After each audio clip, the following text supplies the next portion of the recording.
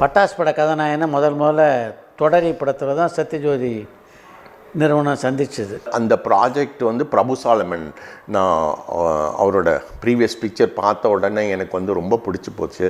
சரி பிரபு சாலமன் வச்சு எடுக்கணும் அப்படின்னு சொல்லிட்டு அவரை அப்ரோச் பண்ணோம்.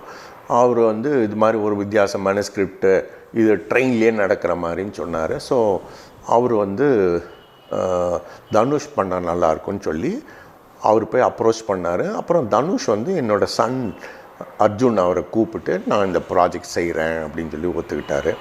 அண்டு ஃபுல் இன்வால்மெண்ட்டோடு செஞ்சார். தனுஷ் வந்து எங்களுக்கு நல்லா கோஆப்ரேட் பண்ணி கொடுத்தாரு. எங்கே மிஸ் ஆச்சு அந்த படம்னு நினைக்கிறீங்க? அந்த படம் மிஸ் ஆனது வந்து